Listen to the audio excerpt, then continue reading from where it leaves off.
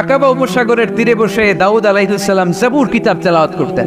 ওনার কণ্ঠের সুরের ঝংকার এত মধুর ছিল, সাগরের মাছগুলো প্রতি শনিবারে উনি আকাবা উপসাগরের পাশে যখন জাবুরের কিতাব তেলাওয়াত করতেন, সাগরের মাছগুলো সাগর রেখে দিয়ে ডাঙায় চলে আসতো। এজন্য আল্লাহ বললেন, খবরদার, শনিবার এলাকাতে মাছ শিকার করা আমি হারাম ঘোষণা করলাম। কি বার? এবার দাউদ আলাইহিস সালামের কওমের লোকেরা কৌশল করা আরম্ভ করে দিল। তারা বলল, আল্লাহ বলছে শনিবারে মাছ ধরা হারাম, খবরদার আমরা মাছ ধরবো না, তবে শনিবার আমরা বেড়া দিয়ে রাখি। কি দিয়ে রাখবো? জাল দিয়ে বেড়ে দিয়ে রাখবো, শনিবারে ধরবো না, রবিবারে যাই ধরবো। খবরদার শনিবারে ধরবি না, শনিবারে হারাম। হারাম করছে কে? তো মাছগুলো যখন তেলাওয়াত করতে আসতো, এরা জাল দিয়ে বেড়ে দিয়ে রাখতো চারদিকে, শনিবারে ধরতো না, কারণ হারাম। কারণ কি? বেড়ে দিয়ে রাখতো, রবিবারে যে ধরতো। আল্লাহ কি এটা বুঝাইছে? আল্লাহ বুঝাইছে শনিবারে যত মাছগুলো এসেছে এগুলো ধরা যাবে না, এগুলো যখন আবার সাগরের প্রবাহে ভেসে চলে যাবে, তোমরা আবার নৌকা নিয়ে মাছ শিকার করতে পারবে। ঠিক কিনা? ওরা কৌশল করে রবিবারে শনিবারে আটকে রাখতো, এরকম বেরি দিয়ে জাল দিয়ে রবিবারে যে ধরতো। আল্লাহ বললেন, আও নালা আলাহুম কামা লাআন্না আসহাবাস সাফ কুনু কিরাদাতান খাসিইন। আমার সাথে কৌশল করেছিস, তোদের উপর আমার না, তোরা অভিশপ্ত বানর হয়ে যা। মুহূর্তে পুরো জাতিটাকে বানরে রূপান্তরিত করে দিল কে?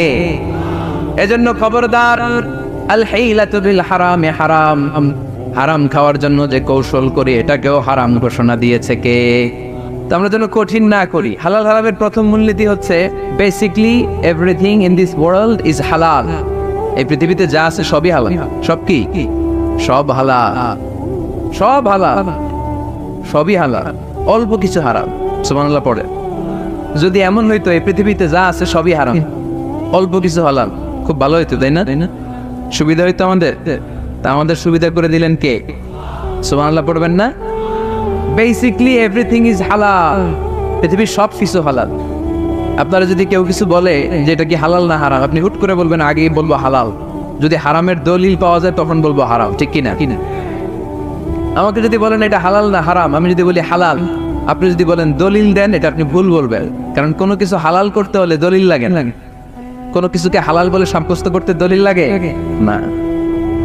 হারাম বলে যদি সাব্যস্ত করতে চান তখন দলিল লাগবে, তাও তেনা পেছানো দলিল দিয়ে হবে না, যেন তেন দলিল দিয়ে হবে, অকাট্য দলিল। এটাকে বলে আল আদিল্লা আল কাতঈয়া। অকাট্য দলিল লাগে কোনো জিনিসকে হারাম সাব্যস্ত করতে হলে। তাহলে এই যে আমাদের জন্য আল্লাহ সহজ করে দিলেন, সব কিছু বেসিকলি হালাল, যতক্ষণ না এটা হারাম হওয়ার ব্যাপারে দলিল পাওয়া যায়। এজন্য হারাম হারাম জিকির না করে জিকিরটা চেঞ্জ করে করতে হবে হালাল হালাল। কথা বলেন ঠিক কিনা? জিকির দুই ধরনের আছে। জিকির কয় ধরনের? একটা জিকির হচ্ছে হারাম হারাম হারাম, একদলের কাছে সবই হারাম। একটা সময় এদেশের কিছু আলেম সমাজ ইংরেজিকে হারাম বলতো, ইংরেজি শিক্ষা করাকে কি বলতো? তো সময়ের বিবর্তনে এটা এখন হালাল। এখন এটা কি? হালাল। একটা সময়ে আলেম সমাজের কিছু অংশ রাজনীতি করাকে হারাম বলতো। কথা কি বুঝতেছেন? এখন এটা কি? হালাল হয়ে গেছে। ইসলামী ব্যাংকিং কে হারাম বলতো একটা সময়, যে না, কোনো ফিনান্সিয়াল ট্রানজাকশন এই সিস্টেমে ব্যাংকিং এটা ইসলামে জায়েজ না, এটা হারাম হারাম, কারণ ওদের জিকির কি? কথা কয় না? হারাম হারাম হচ্ছে এদের জিকির। একটা সময় ইসলামিক ব্যাংকিং হারাম ছিল, এখন এটা কি হয়ে গেছে? তার মানে এখনো অনেক কিছু এদের কাছে হারাম। সময়ের বিবর্তনে, কালের আবর্তনে এদের মুখ দিয়ে এগুলো একদিন হালাল হয়ে বের হবে। চিল্লায় বলেন ঠিক কি না? এজন্য এই পৃথিবীর সবকিছু মূলত হালাল, যতক্ষণ না হারাম হওয়ার ব্যাপারে দলিল না পাওয়া যায়। হারাম করতে হলে দলিল লাগে, হালাল বানানোর জন্য দলিল লাগে না।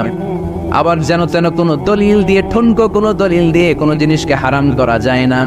হারাম করতে হলে অকাট্য দলিলের প্রয়োজন হয়। কথা বুঝতে পেরেছেন? প্রথম মূলনীতি ক্লিয়ার সবার কাছে? আল্লাহর হাবিব সাল্লাল্লাহু আলাইহি ওয়াসাল্লাম বলতেন, হালাকাল মুতানাত্তিউন, যারা মুতানাত্তিউন তাদের ধ্বংস, তাদের উপর আল্লাহ না না। সাহাবারা বললেন, ইয়া রাসূলুল্লাহ, ইয়া হাবিবাল্লাহ, মান হুমুল মুতানাত্তিউন? মুতানাত্তিউন কারা? যাদের উপর আপনি লানত দিলেন, যাদের ধ্বংসের কথা বললেন।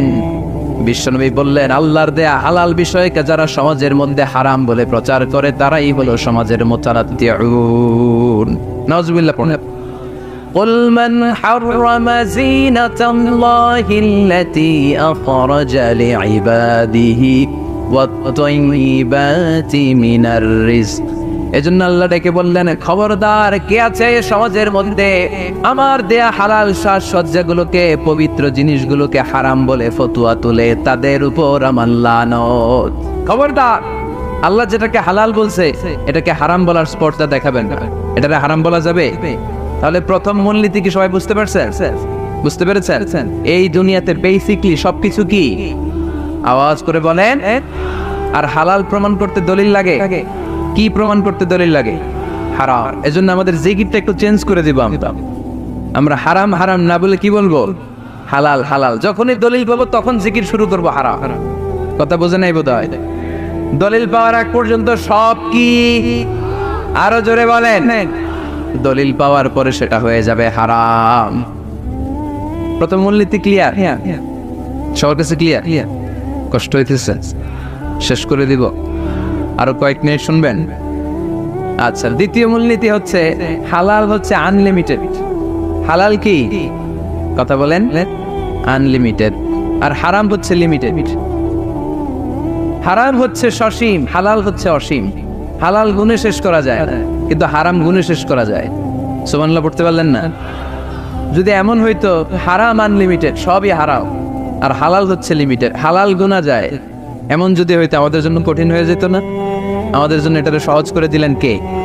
দেখেন, কোরআনে যত জায়গায় আল্লাহ হালালের ঘোষণা দিয়েছেন, আল্লাহ ব্যাপকভাবে দিয়েছেন। আল্লাহ বলেছেন, উহিল্লা লাকুম বাহিমাতুল আনআম, এই পৃথিবীতে যত গবাদি পশু আছে সব খাওয়া হালাল, ইল্লা মা ইউতলা আলাইকুম, তবে হাতে গোনা অল্প কয়েকটা ছাড়া, যেগুলো এখনই তোমাদেরকে তেলাওয়াত করে শোনানো হবে। পড়েন সুবহানাল্লাহ।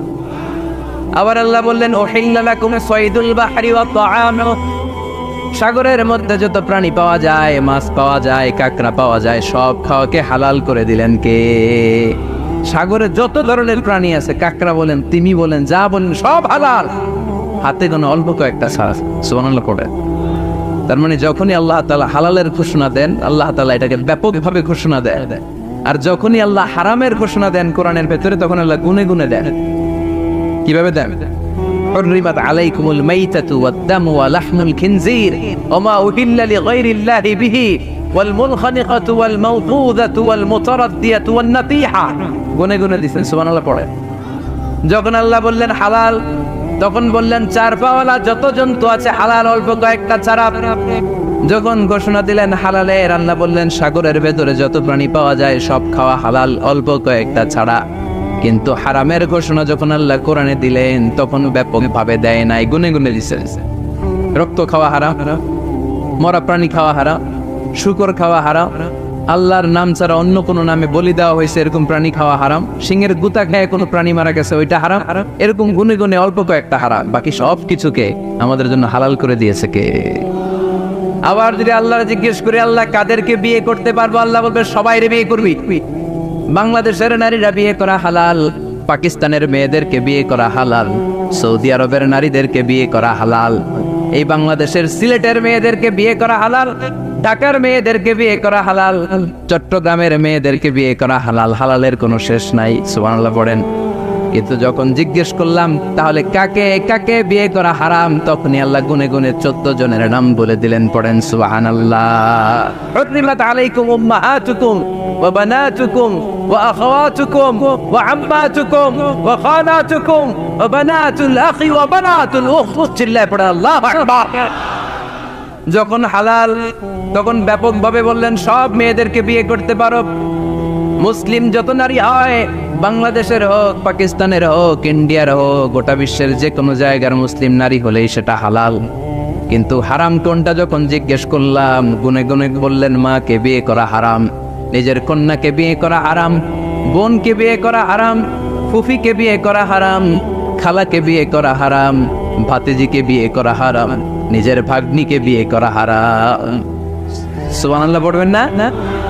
তাহলে সহজ না কঠিন? চিল্লায় বলেন। কি সহজ ইসলাম, কত সহজ। দাঁড়িয়ে নামাজ পড়া ফরজ, দাঁড়াতে পারতেছেন না, বসে পড়লেও কবুল করবে কে? ওযু করে নামাজ পড়া কি? পানি নাই, তায়াম্মুম করে নামাজ পড়লে কবুল করবে কে? বিয়েতে মোহরানা দেওয়া কি? মোহরানা নাই। এক সাহাবী বললেন, ইয়া রাসূলুল্লাহ বিয়ে করব, মোহরানা আছে? না। কি আছে? কিচ্ছু নাই। তো কিচ্ছু না থাকলে বিয়ে করবো কেন? মোহরানা দেওয়া লাগবে না? কোরআন পারো? পারি। কয়টা সূরা? এতটা সূরা। এক নারীকে জিজ্ঞেস করলেন কোরআন পারো? বলে না, পারি। আল্লাহর হাবিব সাল্লাল্লাহু আলাইহি ওয়াসাল্লাম দুইজনকে বিয়ে পড়ায় দিলেন। আর নারীকে বললেন, মা তুমি কোরআন পারো না, কিন্তু তোমার স্বামী কোরআন পারে। তোমার স্বামী টাকা দিয়ে পয়সা দিয়ে তোমাকে মোহরণা দিবে, সামর্থ্য তার নাই।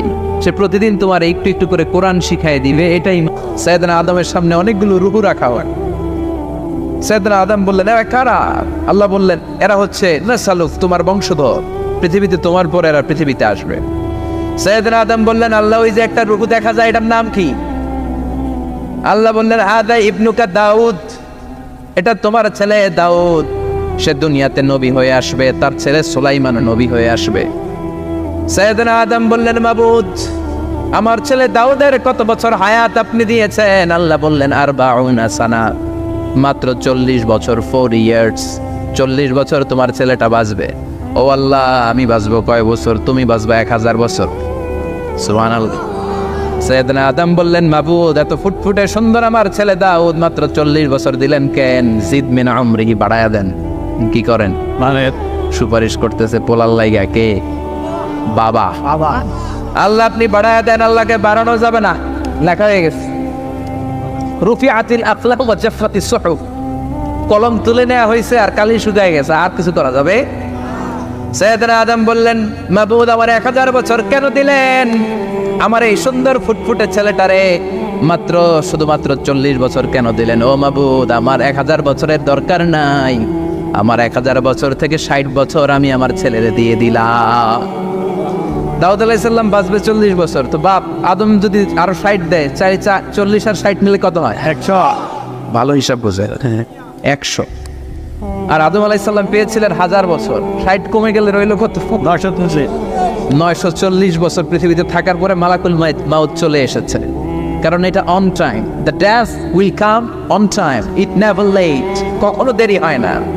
আল্লাহ বললেন, লিকুল্লি উম্মাতিন আজালুন ফাইযা জাআ আজালুহুম লা ইস্তাখিরুনা সাআতান ওয়া লা ইস্তাকদিমুন। মৃত্যুর একটা নির্ধারিত সময় আমি বেঁধে দিয়েছি, অন টাইম। অন টাইমেই চলে আসে, 1 সেকেন্ড আগেও আসবে না, 1 সেকেন্ড পরেও আসবে না। 940 বছর বয়সে মালাকুল মাউত এসে হাজির, এসে বলল, জিতু আন আকবাদা রূহাক, রূহ কবজ করতে আসছি। আদম আলাইহিস সালাম বললেন, রূহ কবজ করতে আসছো মানে? আমি বাঁচবো তো 1000 বছর। কয় বছর?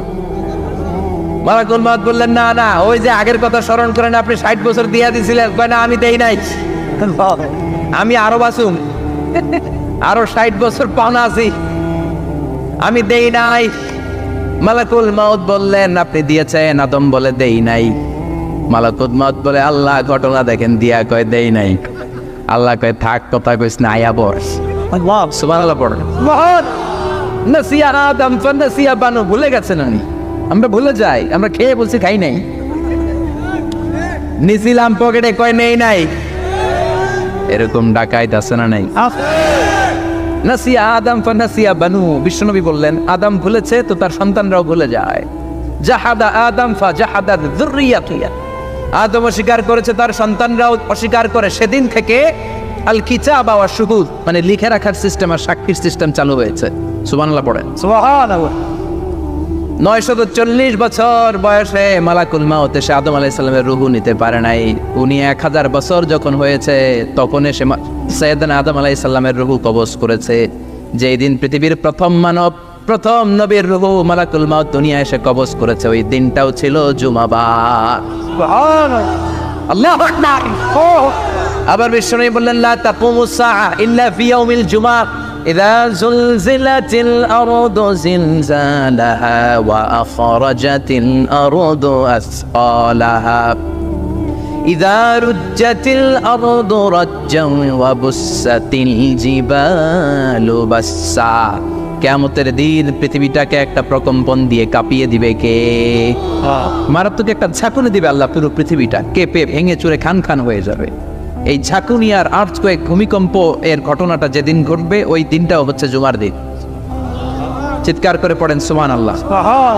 তার মানে আদম সৃষ্টি হলো জুমার দিনে, দুনিয়ায় নামিয়ে দেওয়া হলো জুমার দিনে, তওবা কবুল করে নেওয়া হলো জুমার দিনে। রূহ কবজ করা হলো জুমার দিনে, আবার কিয়ামত সংগঠিত হবে জুমার দিনে। পড়েন সুবহানাল্লাহ। আবার বিশ্বনবী বললেন, আর রমাদান ইলা রমাদান, এক রমজান থেকে আরেক রমজানের মাঝখানে যত গুনাহ হয় মাফ করে কে? আল্লাহ।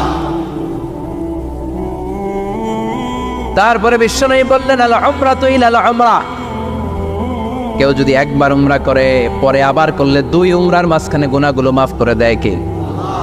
আবার বিশ্বনবী বললেন, আল জুমআতু ইলাল জুমআ কাফফারাতুন লিমা বাইনাহুমা, এক জুমার পর থেকে সামনের জুমা আসা পর্যন্ত যে সগীরা গুনাহগুলো হয় সবগুলো সগীরা গুনাহ মাফ করে দেয় কে? রজব শাবানে বরকতে দাও, রমজান মাসে গুনাহ ঝড়াও, সপ্তাহ জুড়ে তুমি বরকতে দাও, জুমার দিনেতে গুনাহ ঝড়াও, রজব শাবানে বরকতে দাও, রমজান মাসে গুনাহ ঝড়াও। ঠিক কি না? তার মানে জুমার দিন গুনাহ মাফের দিন। সারা সপ্তাহে ভুল ত্রুটি অন্যায় যা করলাম জুমার নামাজের বদৌলতে সব গুনাহ মাফ করে দেয় কে? এই দামি দিনটাকে আল্লাহ ইহুদিদের দিতে চেয়েছিলেন, পায় নাই। আলহামদুলিল্লাহ করবেন না? আলহামদুলিল্লাহ। ইখতিলাফু, তারা ইখতিলাফ করে হারাইছে এটা। এই দামি দিনটা রব্বুল আলামিন নাসারাদেরকে দিতে চেয়েছিলেন, ফাখতালাফু, ওরাও ইখতিলাফ করে হারাইছে। এজন্য ইখতিলাফ ভালো জিনিস না খারাপ জিনিস? মারামারি ভালো জিনিস না খারাপ জিনিস? আর ঐক্য করা ভালো জিনিস না খারাপ জিনিস? ঐক্য করতে রাজি আছেন? ইহুদিদেরকে আল্লাহ দিতে চাইলেন, ইখতিলাফ করে হারাইছে। নাসারারাও হারাইছে। ফাজা আল্লাহু বিনা ফাহাদানা বিহাদা দ্বীন, রব্বুল আলামিন এই দিনটা আমাদেরকে দিলেন, আমরা ইখতিলাফ করি নাই, বিশ্বনবীর হাতে হাত রেখে ঐক্য করে ঘোষণা দিয়েছি জুমার দিন আমাদের সাপ্তাহিক দিন। সুবহানাল্লাহ। বিশ্বনবী বলেন, ফাগাদান লিল ইয়াহুদ, সাপ্তাহিক আনন্দের দিন ইহুদিদের জন্য হচ্ছে শনিবার, ইয়াউমুস সাbt, ও বাদা গাদ লিন নাসারা, আর খ্রিস্টানদের জন্য হচ্ছে রবিবার, আর আমাদের জন্য হচ্ছে শুক্রবার। চিল্লায় পড়েন আল্লাহু আকবার। তার মানে জুমার দিন, জুমাবারের মর্যাদা বেশি না কম? চিল্লায় বলেন বেশি না কম? জুমার দিন সকালবেলা ফজরের নামাজের পর থেকে ফেরেশতারা যতগুলো মসজিদে জুমা অনুষ্ঠিত হয় ওই মসজিদে ঢোকার প্রতিটা দরজার মধ্যে দাঁড়িয়ে থাকে। কারা কারা আগে আগে জুমার নামাজ পড়ার জন্য মসজিদে যায়, প্রত্যেকের নামগুলো একটা জান্নাতের রেজিস্ট্রি খাতার মধ্যে তুলে নেয়। এই নামগুলো স্পেশালি আল্লাহর কাছে পাঠানোর জন্য। সুবহানাল্লাহ কইবেন না? ডানে বাঁয়ে সামনে পেছনে যতগুলো দরজা, প্রতিটা দরজায় ফেরেশতারা বসে থাকে। কে আগে আসলো নাম তুলে দেয়। তুলতে তুলতে তুলতে তুলতে খতিব সাহেব যখন খুতবা দেওয়ার জন্য মিম্বারে যেয়ে বসে যায়, ফেরেশতারা তাদের খাতা বন্ধ করে তারাও খতিব সাহেবের সামনে জুমার খুতবা শোনার জন্য বসে যায়। পড়েন সুবহানাল্লাহ। প্রথম জুমার দিন জুমার মসজিদে যে ঢুকবে, বিশ্বনবী বললেন, আল্লাহর রাস্তায় একটা উট কুরবানি দিলে যেই সওয়াব, এই সওয়াব আল্লাহ আমলনামায় দিয়ে দেয়। দ্বিতীয় পর্যায়ে যে ঢুকে, বিশ্বনবী বললেন বাকারা, গরু কুরবানির সওয়াব পায়। 3 নম্বরে যে ঢুকবে, বিশ্বনবী বললেন কাবশা, হাদিসের ভাষায় এসেছে আল কাবাস, কাবাস মানে হলো বকরি, বকরি কুরবানির সওয়াব। 4 নম্বরে যে ঢুকবে তার হচ্ছে দাজাজা, দাজাজা মানে মুরগি। 5 নম্বরে যে ঢুকবে, বিশ্বনবী বললেন বাইদা, নোয়াখালীরা কয় বয়দা, আমরা কই আন্ডা, কুমিল্লায় কই ডিম। আছে না নাই? আছে। এক দেশের কত ভাষা, এক দেশের গালি আরেক দেশের বলি। আমরা বলি ছেলে, কুষ্টিয়ায় বলে পুত্র, আরেক জায়গায় গেলে বলে হুত, আরেক জায়গায় গেলে বলে ফোয়া। আছে না নাই? আছে। এক এলাকায় বলে বেটা ছেলে, ছেলেদেরকে বেটা ছেলে, মরদ ফোয়া, মরদ ফোয়া হইতে না, মরদ ফোয়া হবে। আহা, কি ভাষার বৈশিষ্ট্য। তো যেটাতে আমরা বলি ডিম, কোথাও বলে আন্ডা, কোথাও বলে বয়দা। তো এই বয়দা আল্লাহর রাস্তায় দান করে দিলে যেই সওয়াব, পঞ্চম ব্যক্তি ওই সওয়াব পাবে। এই 5 জনের পরে আর লেখালেখি নাই, বাকিদেরটা নর্মাল এন্ট্রি করে সব ফেরেশতারা খুতবা শোনার জন্য বসে যায়। সুবহানাল্লাহ। তো জুমার দিনে আগে আগে যাবেন তো। সুনানে তিরমিজি আর মুস্তাদরাকে হাকিম, মুসনাদে আহমদ ইবনে হাম্বলের হাদিস, আল্লাহ যখন পৃথিবী বানালেন, এই পৃথিবীটা ঘোরার পাশাপাশি কাঁপাকাঁপি শুরু করে দিল। এই পৃথিবীর কাঁপাকাঁপি বন্ধ করার জন্য রব্বুল আলামিন পৃথিবীর মধ্যে পাহাড় গেড়ে দিলে। 7টা tectonic plate, 7 tectonic plates creates the mountain range না। 7টা টেকটনিক প্লেট আল্লাহ দিলেন। পৃথিবী সৃষ্টি করার পরে পৃথিবী কাঁপে, আল্লাহ পাথর দিয়ে পেরেক মারলেন, পৃথিবী আর কাঁপে না। সুবহানাল্লাহ করো। ফেরেশতারা দেখে তো অবাক। ফেরেশতারা বলে, আল্লাহ পাহাড়ের এত শক্তি, পাহাড় কেটে দিলেন, পৃথিবীতে আর পৃথিবী কাঁপে না। আল মিন খালকিকা আশাদ্দু মিনাল জিবাল, আল্লাহ আপনার সৃষ্টির মধ্যে পাহাড়ের চেয়ে শক্তিশালী কি কিছু আছে? আল্লাহ বললেন নাআম, আছে। আল হাদিদ, লোহা। লোহা পাহাড়ের চেয়ে শক্তিশালী, কারণ লোহা পাহাড়ে মারলে পাহাড় ভেঙে যায়, ঠিক কিনা? ফেরেশতারা আরো অবাক, লোহা এত শক্তিশালী। আল মিন খালকিকা আশাদ্দু মিনাল হাদিদ, আল্লাহ তাহলে লোহার চেয়ে শক্তিশালী মনে হয় কিছু নাই, আছে? আল্লাহ বললেন নাআম, আছে। আন-নার, আগুন, কারণ আগুনের মধ্যে লোহা ফেলে দিলে লোহা গলে যায়, ঠিক কিনা? ফেরেশতারা তো আরো অবাক, ফেরেশতারা বলে তাই নাকি? আগুন এত শক্তিশালী, তো হাল মিন খালকিকা আশাদ্দু মিনান নার, আল্লাহ আপনার সৃষ্টিতে আগুনের চেয়ে শক্তিশালী কিছু আছে? আল্লাহ বলে আছে। আলমা, পানি, কারণ আগুনের মধ্যে পানি ঢাললে আগুন পাওয়া যায়। ফেরেশতারা তো এবার আরো অবাক, পানি এত শক্তিশালী, ওই পানি গট গট গট গট করে আমরা খাই, এত শক্তিশালী আল্লাহ। আল মিন খালকিকা আশাদ্দু মিনাল মা, আপনার সৃষ্টিকুলের মধ্যে পানির চাইতে শক্তিশালী কি কিছু আছে? আল্লাহ বলে আছে। সেটা আবার কি? আল্লাহ বলে আর রিহ, বাতাস। বাতাস যখন সাগরের পানির মধ্যে উচ্ছ্বাস মারে তখন এটা জলোচ্ছ্বাস হয়ে যায়, ঠিক কিনা? বাতাসের ধাক্কায় পানি জলোচ্ছ্বাস হয়ে এক জায়গা থেকে আরেক জায়গায় যায়। আল্লাহ বললেন পানির চাইতেও শক্তিশালী সৃষ্টি আমার আছে, ওইটার নাম বাতাস। ফেরেশতারা অবাক হয়ে আবার জিজ্ঞেস করে, আল্লাহ আপনার সৃষ্টিকুলের মধ্যে বাতাসের চাইতেও শক্তিশালী কিছু আছে কিনা বলেন। আল্লাহ বললেন আছে। বাতাসের চাইতেও শক্তিশালী হলো আমার আশরাফুল মাখলুকাত মানুষ। মানুষ শক্তিশালী ওই মানুষ যে মানুষ গোপনে দান করে, গোপনে। আল্লাকা সিররুন ইনদাল্লাহ বাইনাকা আনতা ওয়া বাইনাল্লাহ, আল্লাকা সাদাকাতুন তাখফা লা ইয়ালামুহা ইল্লাল্লাহ, আল্লাকা সিররুন ইনদাল্লাহ বাইনাকা আনতা ওয়া বাইনাল্লাহ, আল্লাকা সাদাকাতুন তাখফা লা ইয়ালামুহা ইল্লাল্লাহ। পড়তে হবে আল্লাহু আকবার। গোপন দান যিনি করে তিনি সবচাইতে শক্তিশালী, ঠিক কিনা? এজন্য মাতুয়াইলের ভাইয়েরা গোপন দান করতে রাজি আছেন নাকি? অমুক ভাই বিশিষ্ট সমাজ সেবক 2 লক্ষ টাকা, বলেন মারহাবা। এইভাবে দান করবেন। মারহাবা করলেও আসি, না কইলেও আসি, ঠিক কিনা? মারহাবা যদি বলে দেন, সমস্যা নাই। মারহাবা না বললেও দিবেন। তাহলে খুশি কে? বেশি খুশি হয় যখন লুকায় লুকায় দেন, নাম না জানায় দেন। ওই দান ওই আল্লাহ এমন ভাবে কবুল করে, ওই দানের কারণে 7 শ্রেণীর ব্যক্তিকে আল্লাহ আরশের নিচে ছায়া দিবে। যেদিন কোনো ছায়া পাওয়া যাবে না, ওই দিন ওই ব্যক্তিকে আল্লাহ টেনে আরশের ছায়ার নিচে বসিয়ে দেবে। তাহলে কোরআন পাহাড়ের কথা যা বলেছে, বিজ্ঞানে ওই কথা আছে না নাই? এরপর কোরআন বলেছে আলাম তারা আন্নাল্লাহ ইউসজি সাহাবান সুম্মা ইউআল্লিফু বাইনাহু সুম্মা ইয়াজআলুহু রুকামান ফাতারাল ওয়াদকা ইয়াখরুজু মিন খিলালিহি, আল্লাহ সাগরের পানিগুলোরে তারায় মেঘ বানায়, আকাশে নেয়, বৃষ্টি নাজিল করে। এটাকে বলে সায়েন্স, এটার নাম দিয়েছে ওয়াটার সাইকেল বা হাইড্রোলজিক্যাল সাইকেল। এটাই আল্লাহ কোরআনে এইভাবে বলেছে আলাম তারা আন্নাল্লাহ ইউসজি সাহাবান, তোমরা কি দেখো না সূর্যের তাপে বাষ্প হয়ে গ্যাস হয়ে পানিগুলো উপরে ওঠে। যারা বিমান দিয়ে ফ্লাই করেন তারা বিমানের জানলার পাশে সিট পেলে দেখেন নাই কিভাবে মেঘমালাগুলো বিমানের সাথে খেলা করে? এগুলো তৈরি করছে কে? তার মানে কোরআন যা বললো বিজ্ঞান তাই বলে। সানশাইন, সূর্যের প্রখর তাপে পানিগুলো বাষ্প হয়ে উপরে যায়, ঘনীভূত হয়, কনডেন্সড হয়, ঘনীভূত হয়, মেঘমালা হয়। ওই মেঘ থেকে ঝিরি ঝিরি বৃষ্টি নাজিল করে কে? আমাদের ফসল খেতে গরু যদি খাইতে আসে আমরা তারাই না? আল্লাহ কয় তুই তোর ফসল ক্ষেত বাঁচানোর জন্য গরু তারাস, আমি তো আকাশে মেঘ তারাই। তোর এখান থেকে যে ফসল আসে, এইখানে ফসল উৎপাদনের জন্য পরিশ্রম তুই একা করস নাই, আমারও পরিশ্রম আছে। তুই দুনিয়ার জমিনে ছাগল তাড়িয়ে দিস, মেঘ তাড়িয়ে দিস, আমি আল্লাহর আদেশে আকাশের মেঘগুলো আমি তাড়িয়ে তোর ক্ষেতের উপরে, ফসল ক্ষেতের উপরে নিয়ে বৃষ্টি নাজিল করে আমি সবুজ শ্যামল ফসল ক্ষেত দিয়েছি। তার মানে সায়েন্স যা বলেছে আর বিজ্ঞান যা বলেছে মিল আছে না নাই?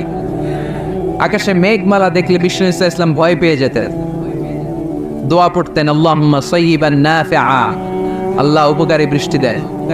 বৃষ্টি দেখলে, মেঘ দেখলে আল্লাহ রাসূল পেরেশান, একবার ঘরের ভিতরে আরেকবার বাইরে, একবার ভিতরে আরেকবার বাইরে। আম্মা জান বলতেন ইয়া রাসূলুল্লাহ, আকাশে মেঘ দেখলে আপনি পেরেশান হন কেন?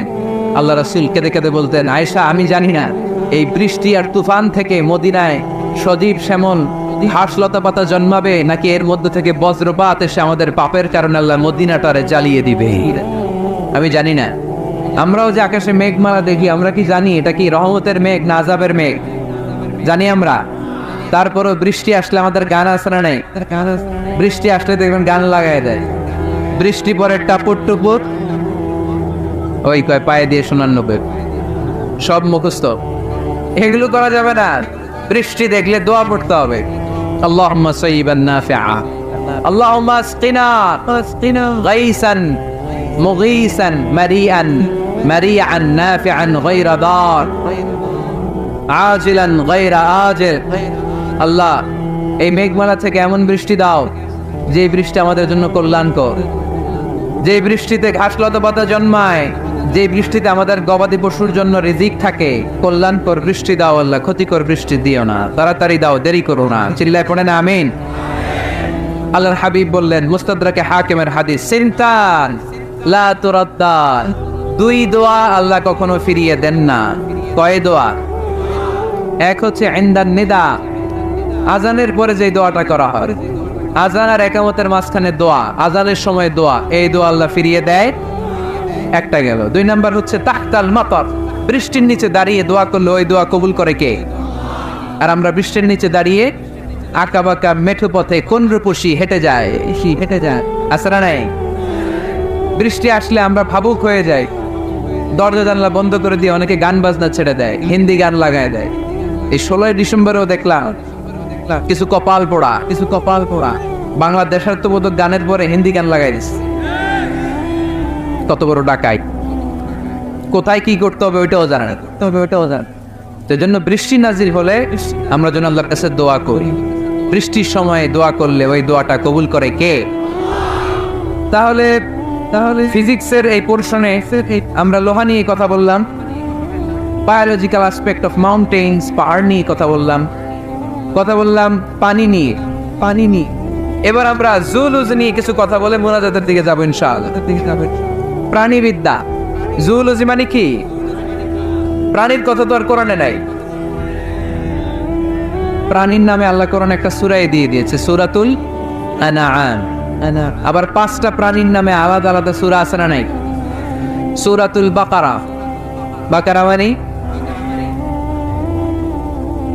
সূরাতুল ফিল মানে, সূরাতুন নামল মানে পিঁপড়া, সূরাতুন নাহাল মানে মগজ, সূরাতুল আনকাবুত মানে মাকড়সা। 5টা প্রাণীর নামে কোরআনে সূরা দিছে কে?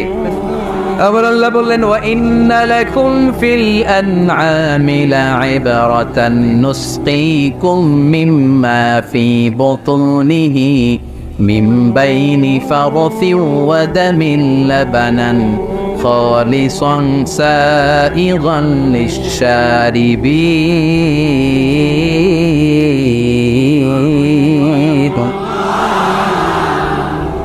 প্রাণীর পেটের ভেতর থেকে আমি তোমাদের জন্য একটা লিকুইড পদার্থ বের করি মিমবাইনি ফারসি ওয়া দামিন লাবানা। এই লিকুইড পানিটা গোবর আর রক্তের মাঝখান দিয়ে আমি বের করি, কিন্তু এই পানিটার মধ্যে গোবরও মিশে না, রক্ত মিশে না। সুবহানাল্লাহ। লাবানান খালিসান, এটার নাম ফ্রেশ মিল্ক, এটার নাম সাইগান লিশ-শারিবিন, খেতে খুব সুস্বাদু। সুবহানাল্লাহ পড়ে। মাতোয়াইলে গরু গাবি পালেন নাকি আপনারা? কারা কারা পালেন দেখি? ছাগল পালেন কারা কারা? মা বা'আসাল্লাহু নাবিয়্যান ইল্লা রা'আল গানাম। এই দুনিয়ায় এমন কোন নবী নাই যে নবী ছাগল চড়ায় নাই। ছাগল চড়ানো নবীর সুন্নাত। সুবহানাল্লাহ কইলেন না? তাহলে মেকানিজমটা দেখেন, what a brilliant mechanism of discharging milk from animals body. আল্লাহ বললেন মিমবাইনি ফারসিউ ওয়া দামিল লাবানা। ফার্স মানে গোবর, ফার্স মানে দাম মানে রক্ত, দাম মানে, তাহলে গরুর পেটের এক লাইনে থাকে গোবর, এক লাইনে, আরেক লাইনে রক্ত। গোবরও না পাক, রক্ত, গোবর খাওয়া হারাম, রক্ত খাওয়া, দুই হারামের মাঝখান থেকে, দুই পচা জিনিসের মাঝখান থেকে, দুই বিদঘুটে জিনিসের মাঝখান থেকে দুধ আমাদের জন্য বের করে দেয় কে? মেকানিজমটা দেখছেন? মিমবাইনি ফারসি ওয়া জামিল লাবানা, একদিকে গোবর একদিকে রক্ত, মাঝখান দিয়ে স্বচ্ছ দুধ, সুবহানাল্লাহ পড়ে। এই দুধ এমন একটা খাবার, এটা খেয়ে হজম করতে পারলে আজীবন বেঁচে যাবে। নিউট্রিশনের যে ইনগ্রেডিয়েন্টস আছে 6টা, পুষ্টি উপাদান 6টাই আছে দুধে। এজন্য আল্লাহ রাসূল সাল্লাল্লাহু আলাইহি ওয়াসাল্লাম দুধ বড্ড পছন্দ করতেন, আর বলতেন আলাইকুম বিআলবানিল বাকার, তোমরা গরুর দুধ খেও, ফাইন্নাহা তুরাম্মু মিনাল আশজার, কেননা গরুর দুধ এটা ঘাস লতা পাতার নির্যাস। গরু কি খায়? ফাস্ট ফুড খায় না? গরু বার্গার খায় না? ফ্রেঞ্চ ফ্রাইজ খায় না?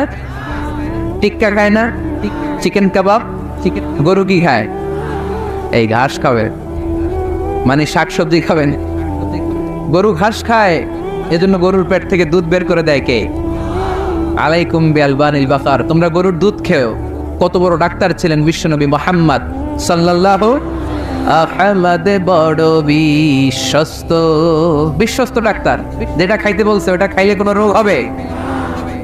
সে কোন বন্ধু বলো বেশি বিশ্বস্ত, সে কোন বন্ধু বলো বড় বিশ্বস্ত, কার কাছে মন খুলে দেয়া যায়, কার কাছে প্রাণ খুলে বলা যায়, হওয়া যায় অতি আশ্বস্ত, তার নাম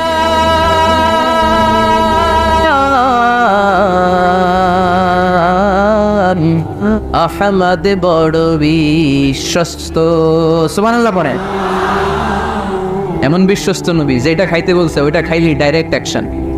কালিজিরা খেতে বলতেন, মধু খেতে বলতেন, লাউ খেতেন। লাউ খেলে পেট যত ঠান্ডা থাকে, পৃথিবীর কোনো খাবার এত ঠান্ডা হয় না পেট, ঠিক কিনা? এজন্য বিশ্বনবী বলছেন আলাইকুম বিআলবানিল বাকার, গরুর দুধ খাবা, ফাইন্নাহা তুরাম্মু মিনাল আশজার, কেননা ঘাস পাতা খেয়ে গরুর ভেতরে আল্লাহ ঘাস পাতার মাধ্যমে দুধ বানায়। আবার বিশ্বনবী বললেন মেরাজের রাতে জিব্রাইল 3টা মগ এনে আমার হাতে দিয়েছিল। এক মগের মধ্যে ছিল পানি, আরেক মগের মধ্যে ছিল মদ, আরেকটা মগের মধ্যে ছিল দুধ। 3টা দিয়ে আমার টেস্টিং শুরু করে দিছে, টেস্টিং করতেছে। বিশ্বনবী ধরেন তো কোনটা ধরবেন? বিশ্বনবী দুধেরটা ধরলেন। কোন? সুবহানাল্লাহ। সাইয়েদনা জিব্রাইল বললেন আফাস্তাল ফিতরা, নবী আপনি যেমন ধরছেন তেমন, আপনি যেমন, আপনার স্বভাব যেমন নিয়েছেনও তেমন। এজন্য দুধ খাবেন, বাচ্চাদেরকে দুধ খাওয়াবেন। অনেক মায়েরা বাচ্চাদেরকে বুকের দুধ খাওয়াতে চায় না, ডানু খাওয়ায়, ল্যাকটোজেন খাওয়ায়, সেরেলাক খাওয়ায় না। আমার মায়েরা, আমার সম্মানিত বোনেরা, বাচ্চাদেরকে দুধ খাওয়াবেন। ওয়াল ওয়ালিদাতু ইরদি'না আওলাদাহুন্না হাওলাইন, 2 বছর খাওয়াবেন, কামিলাইন, পরিপূর্ণ। লিমান আরাদা আন ইউতিম্মার রাদাআ, কারণ মায়ের বুকের দুধের প্রথম যে দিক থেকে যে দুধটা বের হয় এটাকে বলে শাল দুধ। এই শাল দুধের মধ্যে অনেক ন্যাচারাল ভ্যাকসিন আছে। ডাক্তাররা বলেছে বাচ্চাদের ব্রেইন, হার্টটি শক্ত হওয়া, মেমোরি শার্প হওয়া, উদ্যম আর উজ্জীবিত হওয়ার জন্য, সজীব আচরণের হওয়ার জন্য মায়ের বুকের দুধটা খুবই জরুরি। এটা অবশ্যই খাওয়াবে। আর এই মায়ের বুকের দুধের ভেতরে আল্লাহ বাচ্চার জন্য প্রথম টিকাটা ফ্রি দিয়ে দিছে। বাচ্চার জন্য কিছু টিকা দেওয়া লাগে না, যক্ষা এটা সেটা, প্রথম টিকাটা ফ্রি। প্রথম টিকাটা আল্লাহ দিছে মায়ের বুকের দুধের ভিতরে। এজন্য নিজেরাও দুধ খাবো, বাচ্চাদেরকেও মায়ের বুকের দুধ খাওয়াইতে হবে, ঠিক কিনা? গরুর দুধের ভিতরে অনেক পুষ্টি আছে, হজম করতে পারলে অনেক পুষ্টি। আমরা যেন বেশি বেশি দুধ পান করি, আল্লাহ তুমি তৌফিক দান করো। তাহলে দুধের এই কথা কোরআনে যা আছে, সায়েন্স তাই বলছে। কোরআন বলছে 1500 বছর আগে, সায়েন্স এখন খালি ঘোষণা দিয়েছে বাচ্চাদের দুধ খাওয়ান, গরুর দুধ খান, এটাতে উপকার আছে। তার মানে এই প্রাণীকুলের ব্যাপারে প্রাণীবিদ্যার যে তথ্য, কোরআন আর বিজ্ঞান মিল আছে না নাই? এরপরে কোরআন বলেছে মধু খাও। وأوحى ربك إلى النحل أن اتخذي من الجبال بيوتا ومن الشجر ومما يعرشون ثم كلي من كل الثمرات فاسلكي سبل ربك ذللا يخرج من بطونها شراب مختلف ألوانه فيه شفاء للناس إن في ذلك لآية لقوم يتفكرون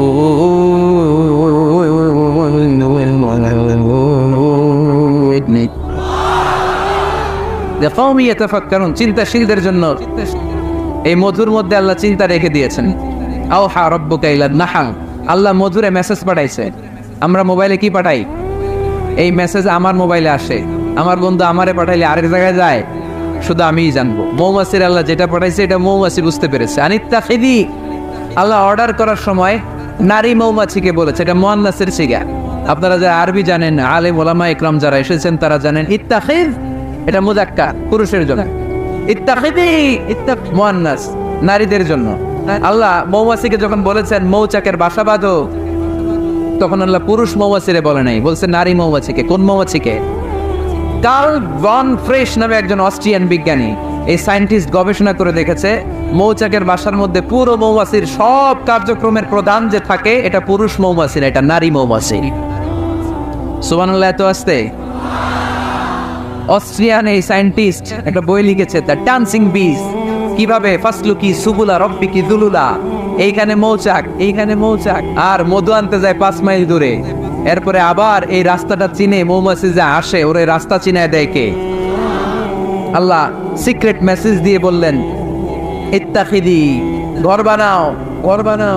আওহা রাব্বুকা ইলান নাহলি আন ইত্তাখিদি বাইতা, উপরে ঘর বানাও, মিনাল জিবালি বুয়ুতা, পাহাড়ে বানাও, গাছের মগ ডালে বানাও, যাতে পোলাপানরা ঢিল মারতে না পারে। ঢিল মারতে না, কাছাকাছি নিচু জায়গায় মৌচাকের বাসা হলে পোলাপানরা কি করে? মধ্যে ঘর জন্য ঢিল মারে না? আল্লাহ দেখেন কিভাবে সিক্রেট মেসেজ দিল যে নিচে তুমি তোমার মৌচাকটা করো না, উপরে বানাও, উপরে। আর আমার দেখা পথ অনুযায়ী তুমি মধু নিয়ে আসো, এটাকে বলে ফ্লাওয়ার নেক্টার, পুষ্পরস। মধু এত ভালো কেন? এর কারণ মৌমাছি যখন পুষ্পরস বা ফ্লাওয়ার নেক্টার সে নিয়ে আসে, সে ফলের রস আনে, সে ফুলের রস আনে, সে বনাজি গাছ থেকে আনে, ঔষধি গাছ থেকে আনে, হার্বাল ট্রি থেকে আনে। এজন্য মধুর চেয়ে ঔষধি গুণ সম্পন্ন কোন ন্যাচারাল লিকুইড পানীয় পৃথিবীতে আবিষ্কার হয় না। চিল্লায় কোন সুবহানাল্লাহ। ফাসলুকি সুবুলা রব্বিকি যুলুলা, এগোতে থাকো, এগোতে থাকো। তারপরে তার মধুগুলোকে নিয়ে বাসার মধ্যে রাখো, বাসার মধ্যে রাখো।